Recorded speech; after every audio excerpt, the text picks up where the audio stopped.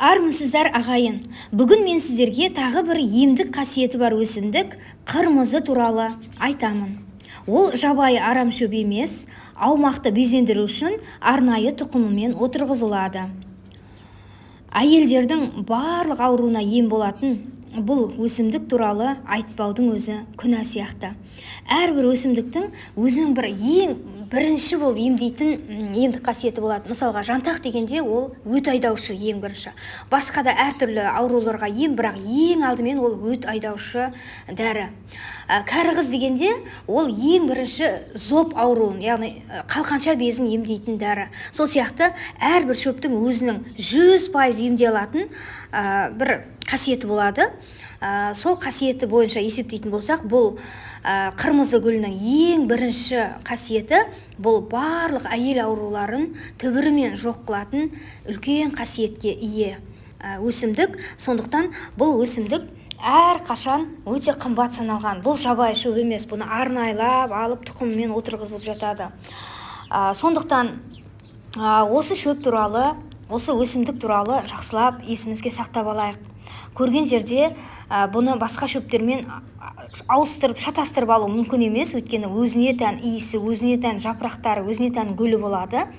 Сондықтан мұқият болыңыздар. Әйелдердің барлық ауруына ем болады. Атап айтқанда, етеккір циклінің бұзылуына және етеккір циклінің өзгерістерінде менопауза синдромы, молочницаны, эрозияны, айқын қабынуға қарсы антисептикалық, тұтқыр және тынышталдыратын қасиеті бар, қанды тазартады. Ол ауыз қуысының, асқазан, ішектің ауруларын емдеуге көмектеседі. Тері ауруларымен күреседі. Дерматит, жаралар, экземада көмектеседі. Қуық, уралития ауруларын емдеуде тиімді. Көз ауруларын емдейді.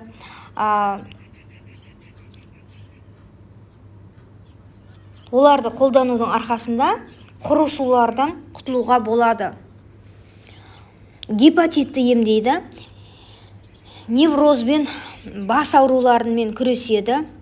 Бас аурулары кезінде өте жақсы нәтиже көрсетеді.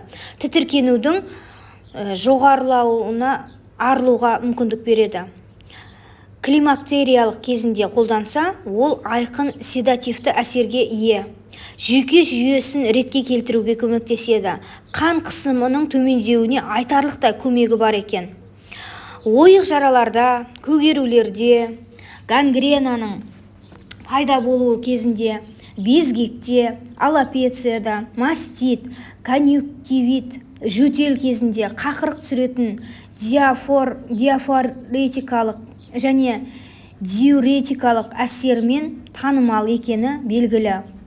Бактерицидтік қасиеттері мен танымал өсімдік стафилококкты, стрептококкты емдеуге тамаша көмекші болып табылады.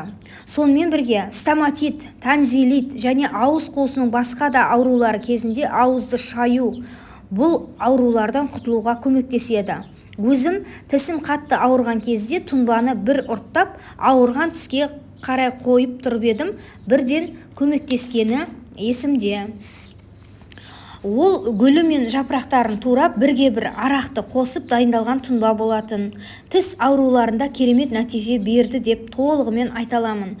Бұл өсімдік 12 елішек проблемасы, асқазан жарасы, жүрек аурулары және бауыр аурулары үшін тамаша құрал.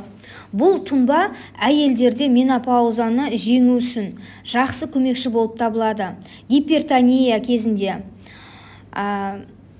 гипертонияны жеңілдететін және емдейтін құрал болып табылады. Осы тұнбаны пайдаланса, адамдардың қуығында тас байланған болса, көк бауыр ауырса, сондай-ақ асқазанның спазмы болған кезде қырмызының қолдану ауырсынуды жеңілдетіп қана қоймайды, оның жазылуына көмектеседі.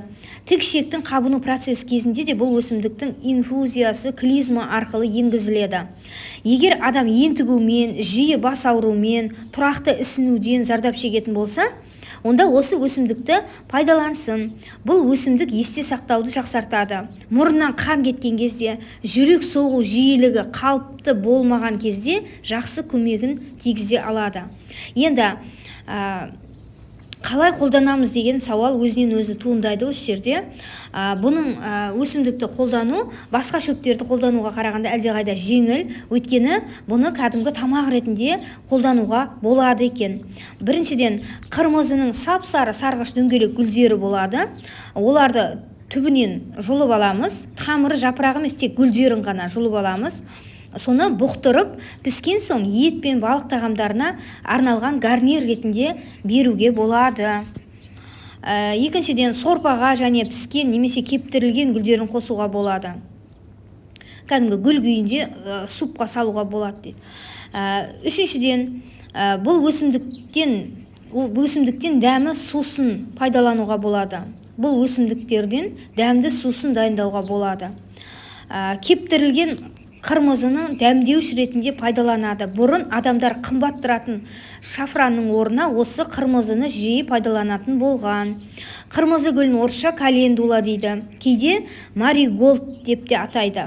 Голд сөзі алтын деген мағынаны білдіреді. Яғни оның алтын түсте сары болғандығынан алтын деді ме, әлде барлық ауруға ем болатын болғандықтан алтын сияқты қымбат деп алтынға теңеді ме, ол жағы әлі бізге белгісіз.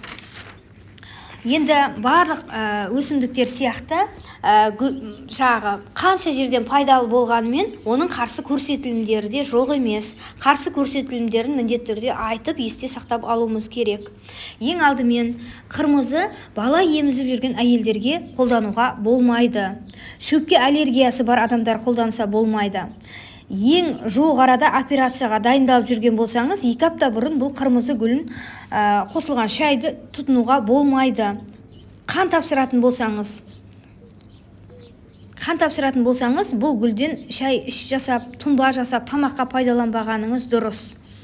Бұл шөп туралы әлі көп айтуға болады, бірақ осының өзі аз мағлұмат емес деп ойлаймын. Сондықтан бұл шөп туралы өзіңізге қажетті мәлімет алған болсаңыз, міндетті түрде лайк басыңыз, комментарий қалдырыңыз. Ал егерде подписация басырмасын баспаған болсаңыз, оны бір тексеріп көріңіз. Ал мен сіздерге іш қату жоқ деп аталатын авторлық курсыма продажаның ашық екенін тағы бір ескерткім келеді. Қазір жазылатын болсаңыз, 50% жеңілдікпен 5000 теңгеге қатыса аласыз. Сабақ 10 сабақтан тұрады. Ал менің подписчиктеріме осы 5000-нан да арзан болады. Өйткені барлық салынған видеолардың барлығын көріп, және лайк, комментарий жазған болсаңыз, бұл 5000-нан да төмен бағада осы іш қату жоқ курсына қатыса аласыз. Егерде осы курс туралы білгіңіз келсе, онда комментарийға міндетті түрде жазыңыз. Мен міндетті түрде жауап беретін боламын. Денсаулық Алланың берген аманаты. Сондықтан өз денсаулықтарыңызға бей-жай қарамаңыздар деймін. 364 түрлі аурудан аман болыңыздар, сау болыңыздар.